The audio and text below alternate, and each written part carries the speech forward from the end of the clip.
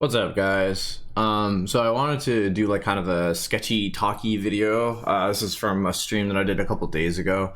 I was basically trying to plan out a new illustration. I haven't done one in quite some time, considering I come from a very traditional sort of portrait background.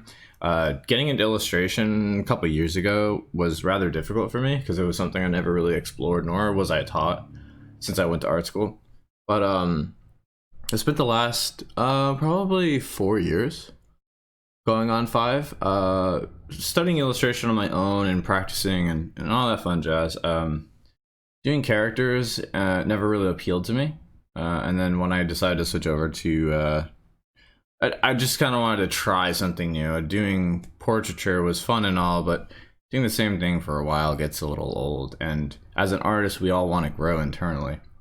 And focus on a different skill asset, really get outside the box. So I've been stuck in a rut for a little while, and I've been enjoying doing portraits, but I really wanted to start sketching out an illustration to do, since I haven't done one in probably like I want to say a year.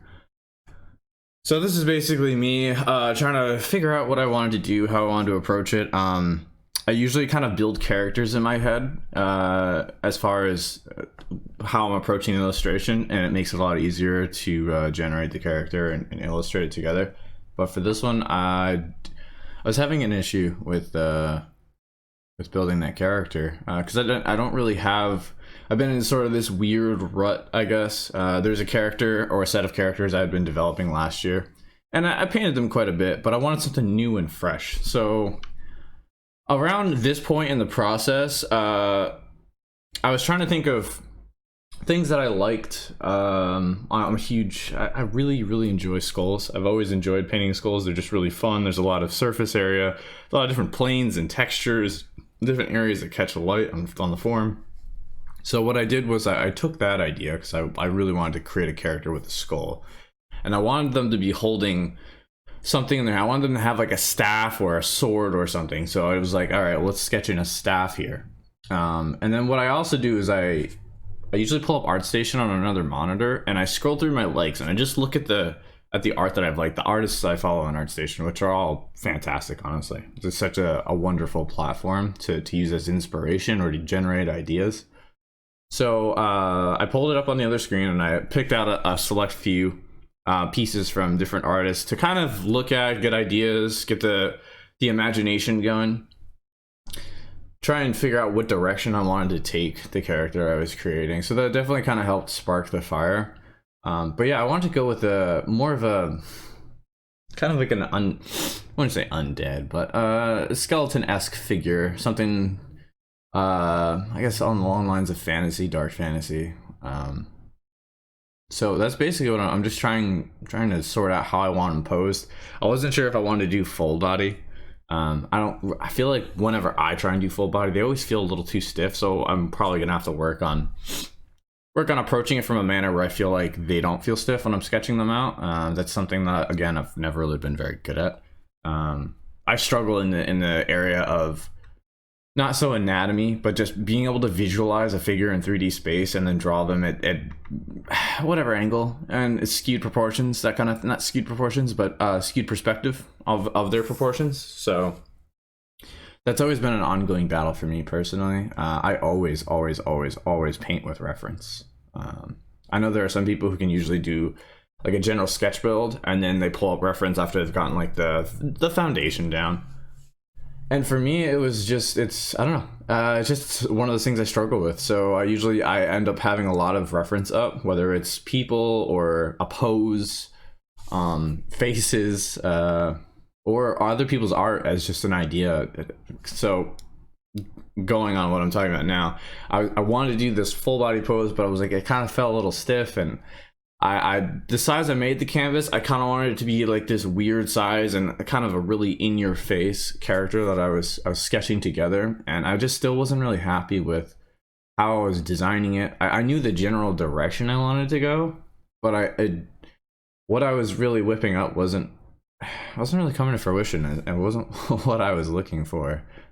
So as you'll see, I end up doing a lot of quick gesturing and then erasing. But yeah, I think around this part right here is where I was like, you know what, I want something kind of in your face. I want it to be up close, I want it to be personal. And that's where I kind of started to whip together this little gestural scribble, which then I start to refine in a few seconds here, a few minutes.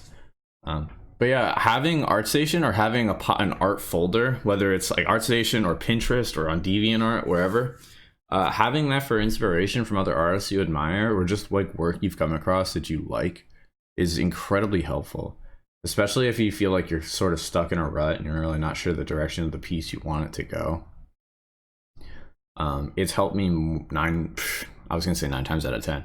It's helped me more so than not so that I'd like to admit, but I think it's a really, really underutilized tool as far as artists go. And then granted, I don't talk to a ton of artists, but I think I know a lot of people don't usually go that direction. I mean, definitely inspiration. There are definitely inspiration pools that artists create, but I don't know how often people actually look at that stuff. I hope a lot, but for me, it's one of those things is a kind of a must, because you're so conformed to like the knowledge and things you've seen in life, and other people have had such a vast array of unique and unusual experiences outside of what you have. So being able to look at their work and seeing how they project their experiences and their imagination and what they think is cool or what they think is neat or fascinating or awe-inspiring, I think that's incredibly helpful in the creative process of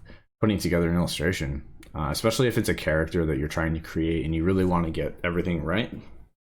You want to approach it from the right manner and do something kind of not so unique or out of the box, but get that added twist that you wouldn't have thought of.